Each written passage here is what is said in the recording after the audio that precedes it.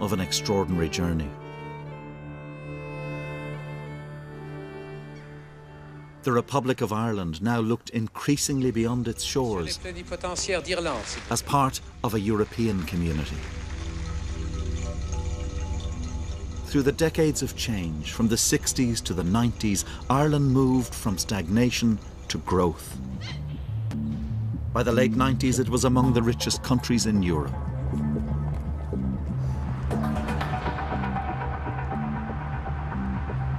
The country I'd left in the recession of the 1980s was now the Celtic tiger. Low corporate tax and a highly educated workforce helped to produce record growth. Coming back on holidays during the years of boom, it was hard to suppress a sense of shock at the sheer scale of the development. Pride, too, in a country that seemed to have shaken off the more inward-looking elements of its historic legacy. But, and I claim no great prescience here, I also had a lingering unease. Where was the money coming from? And who exactly was it benefiting? Inequality between rich and poor was still among the worst in Western Europe. And the idea of a new republic was undermined by the old deference to power. Whatever else might be said about the founding fathers of this state, the revolutionary generation, they were austere men, devoted to public service. But there emerged in this building a new kind of politician, one who understood that political power could be the pathway to great personal wealth. The man who came to symbolise the Irish politics of cronyism was Charles Haughey, leader of the party De Valera had founded. Talented, modernising, yet he lived like an ascendancy lord, bankrolled by businessmen. Well, Haughey entered a very different Ireland in the 1960s, demographically and economically. There was more urban people living in Ireland for the first time than rural people in its history. That brought on all sorts of pressures. More people wanted access to services, more people were looking for planning permission, where a lot of the corruption in Ireland was. New politicians stepped in. They were self-made men. While Ireland embraced Europe and the technology of modernity, the political system was rooted in 19th century localism. Ireland's new political titan sailed his own yacht to the small island he owned. In Ireland, the parish and not the nation remained the centre of the democratic universe. Land, such a fundamental obsession of the Irish psyche for centuries, was at the centre of the new clamber for wealth. Beginning in the 1960s, bribes had been paid to rezone green fields for building development. The lost fields of De Valera's Gaelic idyll were the new currency of wealth and power. Even as the country boomed, judicial tribunals revealed the scale of corruption in Irish public life. The Moriarty Tribunal, which sat actually in this very yard, estimated that between 1979 and 1996, when, for substantive periods when Charles Haughey was Taoiseach during that time, he received over 9 million in donations. There seems to be a very clear relationship between Haughey receiving substantive amounts of donations when he was in power. And when he wasn't in power, he didn't seem to receive that much money at all. As Ireland turned towards a new millennium, the gleaming buildings rose. But old certainties unravelled. Scandals rocked the authority of the church as the full scale of clerical child abuse was revealed. The tribunals continued to hear allegations of corruption in public life. Yet prosperity and the old habits of deference ensured public quiescence. It's often been remarked that the Irish people are very sophisticated politically, that the Irish are very defiant, that the Irish are rebels. Now, when you contrast that with the lack of protest, with the lack of civic engagement, with the lack of a demand for accountability for the abuse of power, you have to ask yourself, are a lot of those assertions about the Irish character and about the Irish rebelliousness actually mythical? But in 2008, a financial catastrophe unleashed public anger. Ireland's economy was already in decline when America's property bubble exploded. In Ireland, prices collapsed. Thousands were forced to emigrate. the ghost estates became the symbol of a nation in decline. Here, opposite Kilmainham Jail, where the leaders of 1916 were executed, there's a monument which stands next to the empty office buildings of the Celtic Tiger. It reminds the Irish people of the proclamation of a nation that would cherish all its children. As Ireland entered the second decade of the 21st century, there seemed the possibility that the old way of doing things might be overthrown.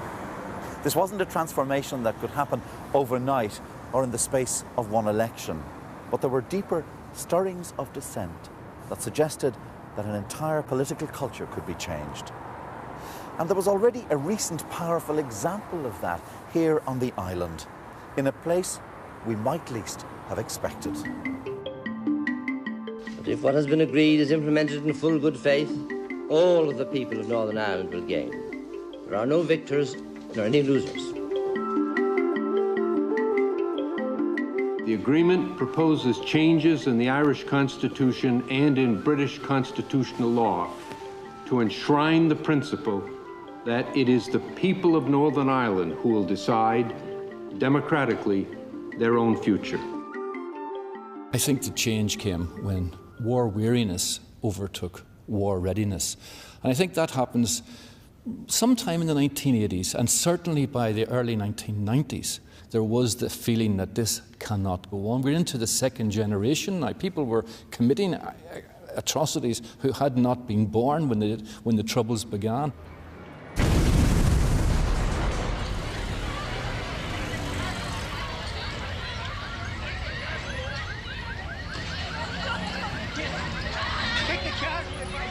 The peace has so far endured the challenge of unreconciled Republican dissidents. But the pain of 30 years of killing haunts quiet living rooms across Ulster.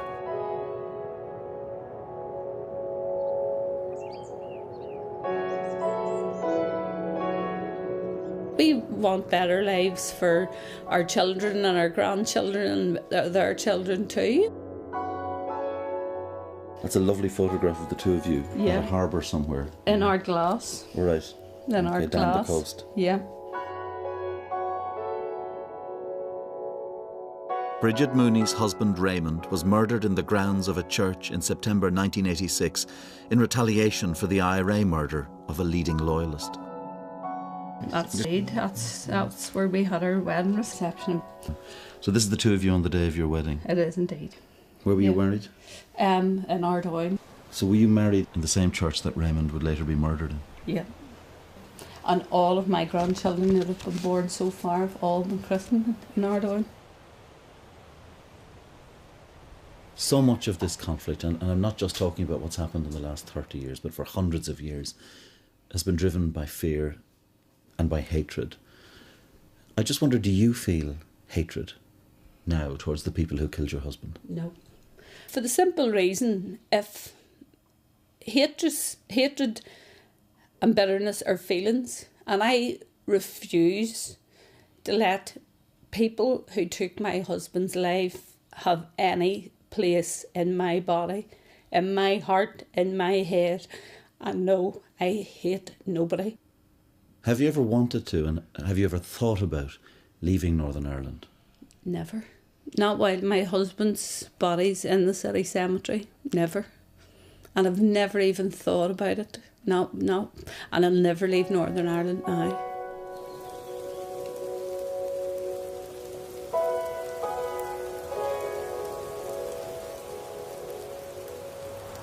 The poet John Hewitt, writing at the height of the Troubles, urged that we should bear in mind these dead. I can find no plainer words. He was reflecting on a conflict in which men killed and died for the sake of contested identities. This was not, Hewitt implied, patriotism. Patriotism has to do with keeping the country in good heart, the community ordered with justice and mercy.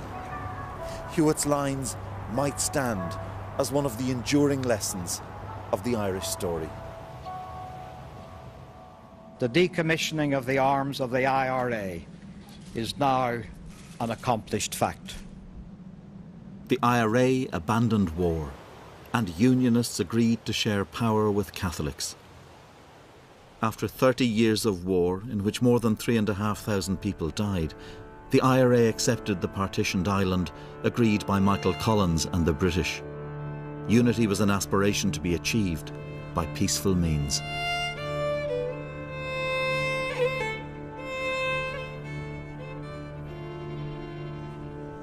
In the south, the romantic nationalism of earlier generations had largely vanished. When the Republic voted to abandon its territorial claim on the 6 counties, it seemed an act of practical patriotism. It's an acceptance of political reality, an acceptance of engagement with the outside world, including Northern Ireland. We no longer have to, as it were, wave the flag. There's a feeling of Irishness that is real and much deeper, in my view, than what existed in the 30s and 40s. The Republic is now having to accommodate a broader sense of Irishness. There is racism, but far-right politics have not taken root here. How many children have parents who are from outside of Ireland? How about yourself? Where are your parents from? Russian. And you over here? Poland. Lithuania and Poland as well. 10% of the population of the south is now foreign-born. These are the children of those who came here in the boom to find work.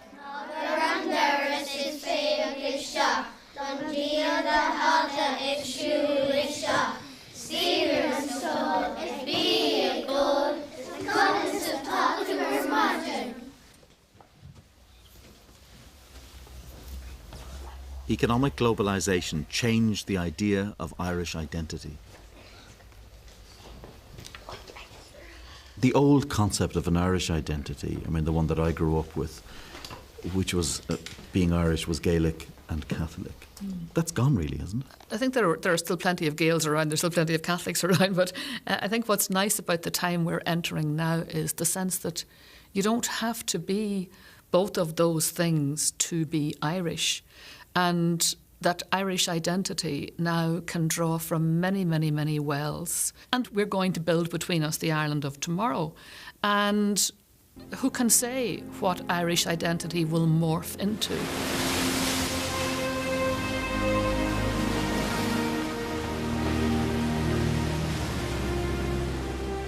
The first inhabitants of this island came from Europe. They were open to change and absorbed waves of invasion. They embraced a spiritual revolution and carried it to distant lands. The old hatreds have not vanished, but the Irish have moved to peaceful coexistence. There has been famine, revolution and civil war.